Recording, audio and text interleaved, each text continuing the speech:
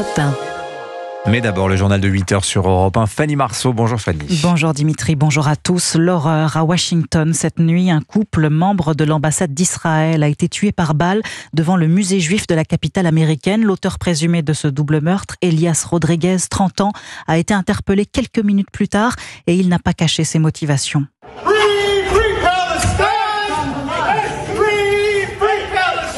Free Palestine, libérer la Palestine en français, voilà ce qu'il crie, menotte au poignet. Rémi Amalvi, vous êtes le correspondant d'Europe 1 aux États-Unis. L'interpellation de ce suspect permet une avancée rapide de l'enquête. Que sait-on à l'heure qu'il est ? Alors ce que l'on sait, c'est qu'un peu avant 21h heure locale, un homme faisait des allers-retours incessants devant le musée juif de Washington où se tenait un événement. Il s'est approché d'un groupe de 4 personnes qui se trouvaient devant le bâtiment avant de sortir une arme de poing et d'ouvrir le feu. Après avoir tiré, le suspect est entré dans le musée et a été maîtrisé par la sécurité. Lors de son arrestation, il a donc crié plusieurs fois « Free Palestine », c'est-à-dire « libérer la Palestine ». La police de Washington l'a identifié, il s'appelle Elias Rodriguez, il a 30 ans et il est originaire de Chicago dans l'Illinois et selon donc la police, il aurait agi seul. La fusillade a donc fait 2 victimes, un couple d'Israéliens qui travaillait à l'ambassade d'Israël à Washington et selon l'ambassade justement, il prévoyait de se marier prochainement. L'homme comptait faire sa demande à Jérusalem la semaine prochaine. Rémi Amalvi, correspondant d'Europe 1 aux États-Unis. Réaction ce matin de Donald Trump sur son réseau Truth Social. Ces horribles meurtres, évidemment motivés par l'antisémitisme, doivent cesser maintenant, écrit-il en majuscule. La haine et le radicalisme n'ont pas leur place aux États-Unis. Frédéric Simon, vous êtes le correspondant d'Europe 1 en Israël, où l'indignation est également vive ce matin. L'émotion et l'inquiétude également perceptibles dans les premières réactions officielles en Israël. Le président de l'État, Yitzhak Herzog, dénonce un attentat antisémite affreux. Nous ne laisserons pas le terrorisme et la haine nous briser. Le chef de la diplomatie, Gideon Sa'ar, s'est déclaré quant à lui horrifié. Les représentants d'Israël à travers le monde sont constamment confrontés à un niveau de risque élevé, plus particulièrement ces derniers temps. Un constat partagé par un autre membre du gouvernement, le ministre Ze'ev Elkin, qui a révélé que de nombreuses menaces d'attentats contre des cibles liées aux communautés juives et aux représentations diplomatiques d'Israël parvenaient régulièrement aux services de renseignement. La plupart des attentats planifiés sont déjoués, a encore dit le ministre, mais le danger est constant. Un danger exacerbé par le climat d'hostilité à Israël dans certains milieux, selon les officiels israéliens. Le consul d'Israël à New York a ainsi évoqué la responsabilité indirecte de l'activisme anti-israélien dans quelques-unes des universités américaines. Cet attentat, a affirmé le diplomate, est la conséquence de l'incitation à la haine d'Israël sur certains campus. Merci Frédéric Simon en Israël pour Europe 1. En France, un nouveau conseil de défense au début du mois prochain pour lutter contre l'entrisme des frères musulmans. C'est ce qu'annonce l'Élysée après un premier conseil hier. Réunion décevante pour Emmanuel Macron. Le chef de l'État estime que les mesures proposées par le gouvernement ne sont pas à la hauteur de la gravité des faits. Et dans les 73 pages du rapport choc des services de renseignement, on découvre en chiffres l'ampleur de l'imprégnation de l'idéologie islamiste en France. Et encore, ce rapport ne dit pas tout. Il n'aborde pas, par exemple, un point d'entrée important des frères musulmans dans la société française, le travail, les entreprises. Et pourquoi n'en fait-il pas mention, William Molinier ? Parce que le secteur privé peine à faire remonter les entorses au principe de neutralité.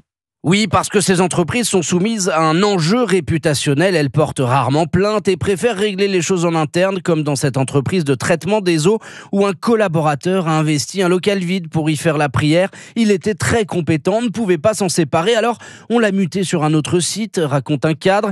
Globalement, les services de renseignement sont aveugles sur l'entrisme religieux dans les petites et moyennes entreprises. Selon les informations d'Europe 1, la hiérarchie policière a demandé récemment au renseignement territorial de se pencher sur la question, car si les sociétés privées ne sont pas soumises aux principes constitutionnels de laïcité, elles peuvent intégrer dans leur règlement intérieur un principe de neutralité.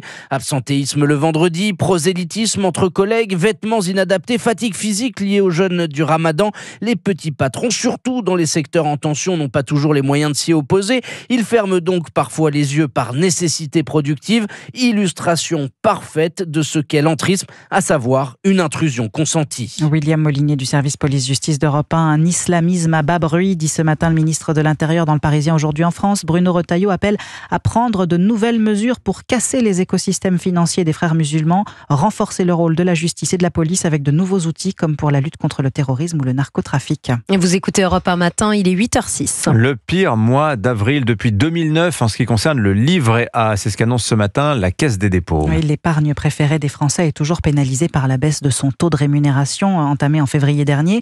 Le mois dernier, les épargnants ont pioché dans leur livret plutôt que de le garnir, ce qui fait que le montant des retraits a dépassé les dépôts de 200 millions d'euros. Et vous nous écoutez peut-être en ce moment dans le métro parisien. Ces dernières semaines, les règles pour l'emprunter ont été plusieurs fois pointées. Oui, sur le site d'Île-de-France Mobilité, on apprenait récemment qu'une valise trop grande peut vous coûter une amende, alors que le métro dessert les gares et les aéroports. Vous pouvez aussi être verbalisé si vous transportez une plante jugée trop imposante. Voilà des sanctions qui sont contestables et qui répondent surtout à une logique de chiffres, car les PV sont avantageux financièrement pour les contrôleurs de la RATP, Antoine Bienvaux. Oui, car les contrôleurs de la RATP touchent chaque mois environ 10% des recettes des amendes encaissées sur place par leur équipe. Une prime juteuse qui peut parfois s'élever jusqu'à 500 €. C'est ce système qui encourage certains contrôleurs à sanctionner les clients de façon abusive, comme le dénonce Ahmed Berahal, élu à la CGT RATP Bus. Les personnes qui mettent des PV, ils gagnent 10% sur leur salaire en plus. C'est pour ça qu'il y a l'abus au PV. Là, c'est juste une question de chiffres et de dire je vais foutre des PV pour augmenter les salaires des contrôleurs. Il faudrait arrêter de rémunérer les contrôleurs à 10% du PV, ça évitera des dérives sur les amendes. Et pour être sûr d'obtenir le nombre de contraventions nécessaires à la fin du mois, certains contrôleurs choisissent leur cible, préférant l'usager des beaux quartiers à ceux des stations où la fraude est la plus forte. On va aller cibler les gens où on sait qu'ils ont une carte bleue. On va cibler qui ? Les travailleurs du matin qui ont oublié peut-être leur Navigo, peut-être qu'ils ont oublié de valider. C'est ces gens-là qu'on va aller gratter les premiers. C'est une chasse déloyale aux gens qui se lèvent tous les matins pour aller travailler. Selon le syndicaliste, les touristes font également partie des cibles privilégiées des contrôleurs. Le président d'une association d'usagers franciliens confirme d'ailleurs constater une plus forte présence d'agents de la RATP dans les stations proches des lieux touristiques. Antoine Bienvaux. Voilà, délit de bonne gueule dans le métro parisien, quand même, affaire édifiante. Europe 1, radio officielle de Roland-Garros, avec une journée de pluie hier. La plupart des matchs du deuxième tour des qualifications ont été reportés à aujourd'hui à partir de 10h. Et il y a un homme qui porte une grande attention à toutes ces rencontres, c'est le nouveau directeur technique national du tennis français, Didier Retière, un ancien rugbyman, recrutement détonnant, Axel May. Dans les allées de Roland-Garros, son physique d'ancien première ligne ne passe pas inaperçu.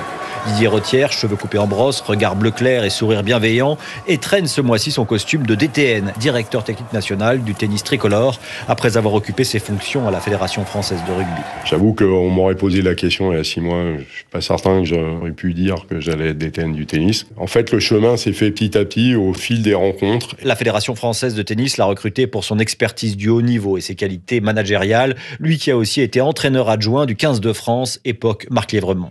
Didier Retière prend actuellement ses marques, regarde les qualifications et découvre Roland-Garros de l'intérieur. J'ai révisé le bac en regardant Roland-Garros. Comme je crois tous les lycéens de France, évidemment le tournoi de Roland-Garros c'est plus qu'un tournoi. Ça rythme la vie de tous les Français depuis bientôt 100 ans. Roland-Garros ou pas, Didier Retière a en tout cas prévu de regarder à la télévision du rugby samedi après-midi. Ce sera la finale de la Coupe d'Europe entre les Anglais de Northampton et Bordeaux-Bègles où joue son fils Arthur. Axel May, notez que cet après-midi se déroulera le tirage au sort du tableau principal à Roland-Garros. Et puis Roland-Garros, vous le savez, c'est sur Europe 1. Je vous rappelle, toute la semaine, vous gagnez vos places pour les finales de Roland-Garros, Anissa. Oui, pour aller en finale à Roland-Garros sur le Châtrier, vous pouvez envoyer soit dame au pluriel par SMS au 7 39 21, soit messieurs si vous voulez assister à la finale messieurs au pluriel toujours au 7 39 21, dame ou messieurs par SMS 7 39 21 pour assister à la finale de Roland-Garros.